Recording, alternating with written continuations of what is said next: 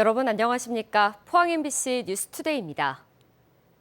오늘도 대구와 경북은 맑고 화창한 날씨가 이어지며 더위와 함께 자외선 지수와 오존에 유의하셔야겠습니다. 한편 내일부터는 비가 내리겠는데요. 자세한 날씨 유아경 기상캐스터가 전해드립니다. 오늘도 맑고 화창한 하늘이 이어지며 덥겠습니다. 목요일 대부분 지역에서 아침 기온 어제와 비슷합니다. 낮에는 최고 30도에서 31도 안팎까지 올라 덥겠고요. 오늘도 자외선 지수 종일 매우 높음 예상돼 유의하시기 바랍니다. 제주도는 오늘부터 장맛비가 내리는데요. 우리 지역 장맛비는 아직이지만 내일부터 비가 내리며 기온이 다소 내려가겠습니다. 다만 습도가 높아져 후텁지근한 체감 더위는 더 심해지겠습니다. 어제 올해 첫 태풍 우디비 발생했습니다. 우리나라에 직접적인 영향은 없겠는데요. 태풍과 함께 북상한 뜨거운 수증기의 영향으로 주말에는 전국에 많은 비가 내릴 전망입니다. 비는 내일 늦은 오후에 시작돼 모레까지 이어지겠고요. 일요일과 다음 주 월요일에도 비가 내릴 전망입니다. 주말 동안 꽤 많은 양의 비가 내리겠고요. 당분간 태풍 우딥의 간접적인 영향과 우리나라 기압계의 변화에 따라 날씨의 변동성이 크겠습니다. 날씨였습니다. 오는 11월 열릴 경주 에이펙 정상회의를 앞두고 기반시설 조성공사가 본격화되고 있습니다. 에이펙 정상회의가 열릴 보문단지 일대에 지능형 교통체계를 구축하고 도로 정비 사업도 실시하고 있는데 오는 9월까지 사업을 완료할 예정입니다. 김영일 기자가 보도합니다. 지난해 12월 경주 보문단지에 처음 도입된 자율주행차입니다. 8명이 탑승할 수 있는데 운전석 없이 자율주행 방식으로 4개월 동안 시범 운영됐습니다. 지난 3월 열린 에이펙 고위관리회의 기간에도 행사장을 오가는 교통수단으로 이용됐는데 오는 11월 에이펙 정상회의 기간 본격적으로 운영할 예정입니다. 경주시는 보문단지에 10월까지 자율주행차 7대를 투입할 예정인데 자율주행을 위한 실시간 교통 모니터링 시스템도 구축하고 있습니다. 또 스마트 횡단 보도와 실시간 신호 제어 시스템 등 에이펙 정상회의에 대비한 지능형 교통체계 구축 사업에 62억의 예산을 투입할 예정입니다.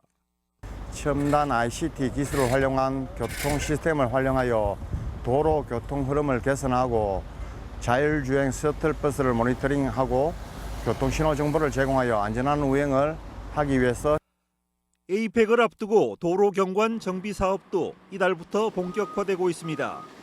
336억의 예산을 확보해 도로 환경 개선과 조경공사, 가로등과 전신주 경관 정비 등 44건의 사업이 진행되고 있습니다. 특히 보문단지 내 에이펙 주요 회의장 연결 도로를 중심으로 오는 9월까지 공사 집중 기간으로 정해 사업에 속도를 내고 있습니다. 행사장으로 이동하는 그 주요 경로 및 노선에 대해서 도로 시설 및 경관 정비 사업을 추진 중에 있습니다. 각종 행정 절차를 완료하고 사업 발주 및 계약을 완료하여 착공을 준비 중에 있습니다. 경주 에이펙이 새 정부 출범 이후 처음 치러지는 대규모 국제행사로 경주를 세계에 알릴 좋은 기회인 만큼 철저한 준비가 필요합니다.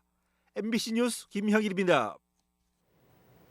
포항시와 지역 정치권이 포항지진 손해배상 상고심의 본격적인 심리를 앞두고 대법원에 호소문을 전달했습니다. 이강덕 포항시장과 김일만 포항시의회 의장, 김정재, 이상휘 국회의원은 어제 대법원을 방문해 대구고등법원의 항소심 판결에 대한 유감을 표명하고 대법원의 정의로운 판결을 촉구하는 호소문을 제출했습니다. 이들은 호소문에서 포항 지진은 명백한 인재임을 강조하고 수많은 시민들이 현재까지 후유증을 겪고 있지만 항소심 판결은 피해의 실질적인 고통을 외면했다고 지적했습니다. 포항시는 오늘 시청 대회의실에서 포항지진 대시민 토론회를 개최합니다. 이번 토론회는 포항지진 손해배상 소송 항소심 패소와 관련해 시민사회의 목소리를 수렴하고 앞으로의 대응 방안을 찾기 위해 마련됐습니다. 포항시는 전문가와 시민이 함께하는 소통의 장을 마련해 시민들의 궁금증을 해소하고 공동 대응 기반을 마련하겠다고 밝혔습니다. 경상북도는 전국 최대의 포도 생산지인데요. 온실에서 키운 포도는 벌써 수확을 앞두고 있다고 합니다. 그런데 다른 과일들처럼 포도 역시 올해 봄에 있었던 저온 피해를 비껴가지 못해 수확량이 줄 거란 전망이 나옵니다. 보도에 서성원 기자입니다. 경북 최대의 포도 재배 면적을 자랑하는 김천의 들녘입니다. 온실에 들어서자 이달 말 국내외로 팔려나갈 포도가 나무마다 주렁주렁 달려 연그러 가고 있습니다. 그런데 유독 온실 출입구 부근의 나무에는 포도가 달려있지 않습니다. 3월 말부터 4월 초 사이에 들이닥친 저온의 피해를 비껴가지 못한 겁니다. 문 쪽으로는 커튼 시설이 돼 있어도 인부들이나 주인이 계속 들락거려야 되고 그때는 찬바람이 들어오면 바깥에는 영하바람이기 때문에 들어오는 순간에 영하바람이 이 안에 쓸고 간다 하는 것은 큰 충격을 많이 입고요. 난방기 등 보온 설비가 돼 있었지만 냉해를 막기에는 역부족이었습니다. 보일러가 보통 중간에 있는데 센서가 거기 달리가 있습니다. 온도가. 가에서부터 찬 냉기가 들어와서 중간까지 와야지만 자기 설정한 온도에서 보일러가 돌아가는데 가에는 벌써 10도 맞춰놨으면 가 쪽에는 지금 한 7도, 6도 막 이래 떨어져 버리니까 순이 잘못될 경우는 없다 하더라도 포도에 문제가 생기죠. 열매에. 사정이 이렇다 보니 비가림 시설 정도만을 갖춘 노지 포도는 피해가 더 클 수밖에 없습니다. 열매 속기를 앞둔 이 밭은 크기가 특히 왜소한 포도가 곳곳에서 눈에 띕니다. 밭 안쪽보다는 바깥쪽 나무들이 특히 냉해의 직격탄을 맞았습니다. 냉을 안 받은 아들은 지금 정상적으로 척척척 날짜대로 계속 성장을 하는데 냉을 받은 아들은 멈춰버렸어요. 멈추면은 이게 11일에서 15일 정도 편차가 나는데 얘네들이 따라 커주면 되는데 못 따라 커요. 곳에 따라 차이는 있지만 이 지역 노지 포도는 적어도 20%가 냉해를 당했을 거란 말까지 나오고 있습니다. 지난해 가을까지 이어졌던 늦더위도 영향을 줬을 것으로 농민들은 보고 있습니다.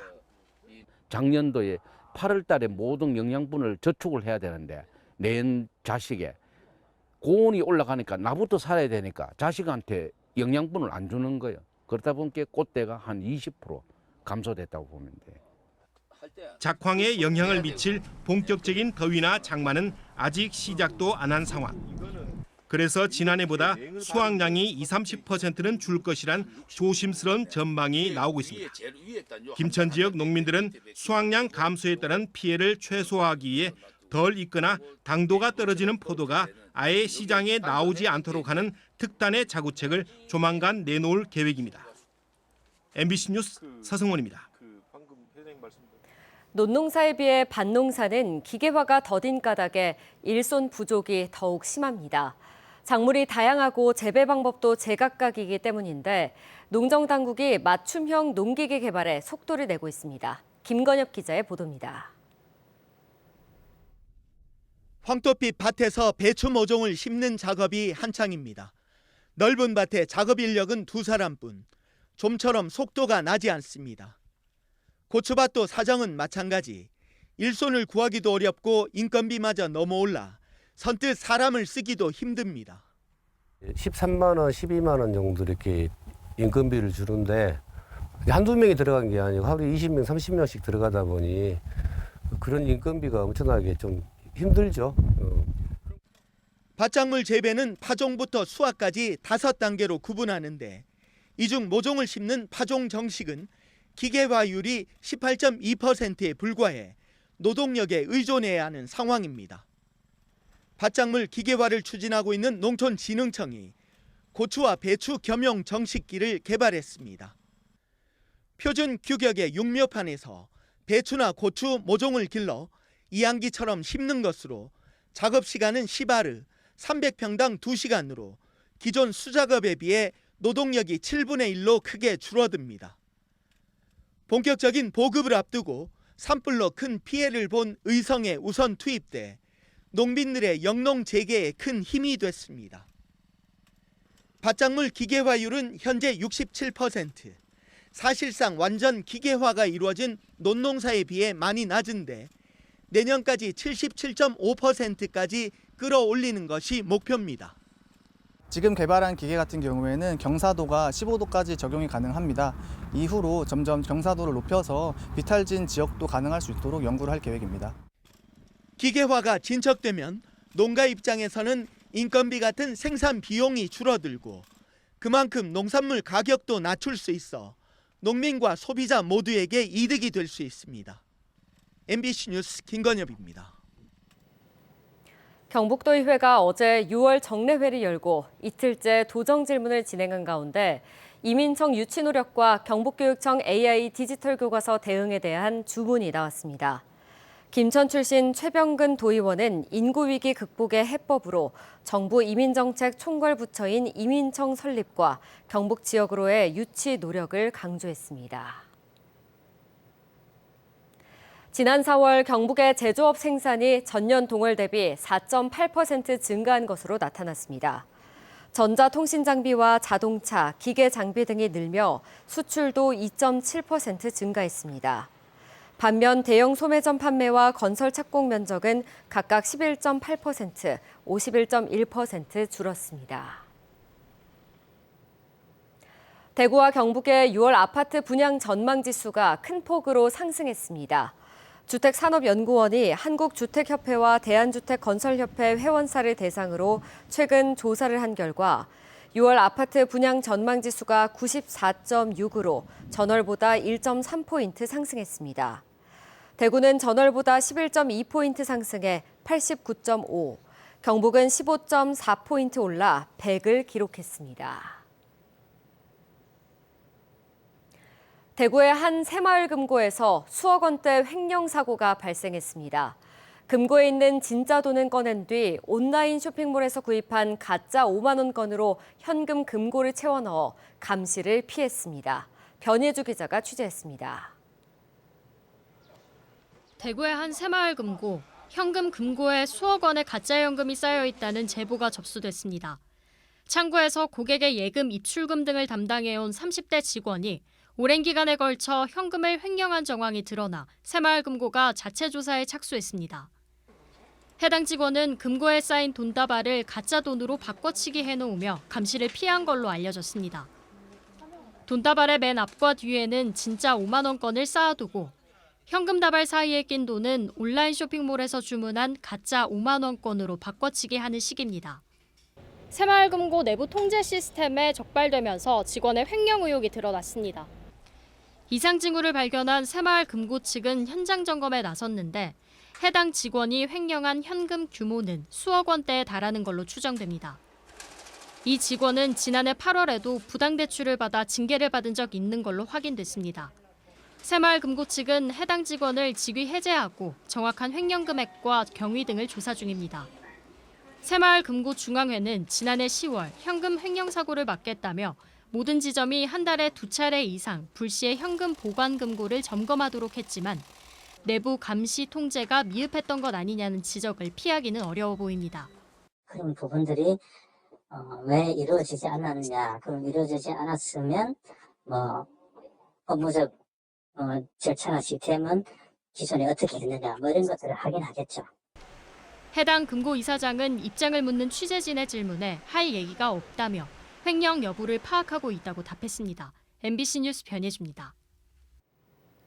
고용노동부가 폭염 고위험 사업장을 대상으로 폭염 안전 5대 기본수칙 준수 여부를 점검합니다.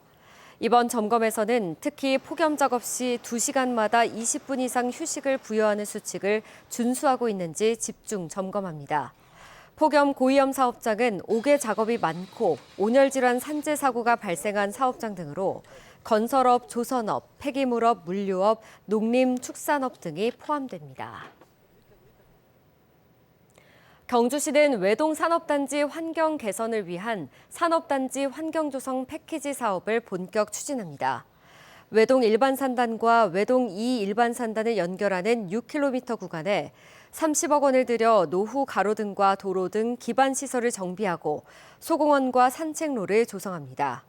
또 외동 일반산단 내 50인 미만 중소기업 10곳에 구내식당, 샤워실 등 작업 환경 개선을 위해 각각 보조금 3천만 원을 지급합니다. 경주시는 어제부터 만 70세 이상 어르신을 대상으로 시내버스 무임카드 발급을 시작했습니다. 경주 시민은 만 70세가 되는 시점부터 무임카드를 발급받을 수 있고 다음 달 1일부터 경주와 포항, 영덕의 모든 시내버스를 무료로 이용할 수 있습니다.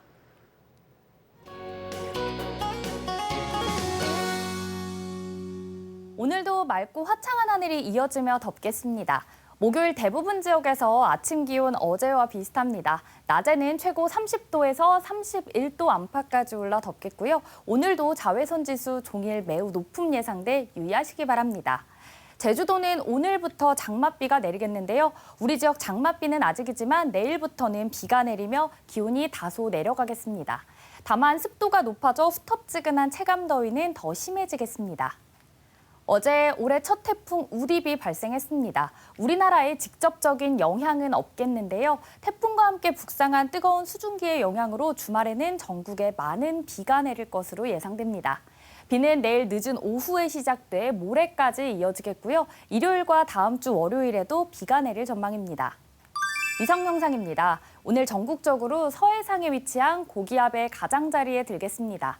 자세한 지역별 날씨 보시면 오늘 우리 지역 대체로 맑겠고요. 미세먼지는 좋음에서 보통 수준 예상됩니다. 오늘 바다의 물결은 0.5m에서 최고 1m로 잔잔하게 일겠습니다. 오늘 아침 대구의 기온은 19도, 김천은 16도 가리키고 있고요. 낮에는 대구 30도, 김천은 31도까지 올라 덥겠습니다. 안동의 현재 기온은 17도, 상주도 오늘 17도로 출발해서요. 낮에는 안동 30도, 상주는 31도까지 오르겠습니다. 오늘 포항의 아침 기온은 19도, 낮 기온은 27도 예상됩니다. 주말 동안 꽤 많은 양의 비가 내리겠고요. 당분간 태풍 우딥의 간접적인 영향과 우리나라 기압계의 변화에 따라 날씨의 변동성이 크겠습니다. 날씨였습니다.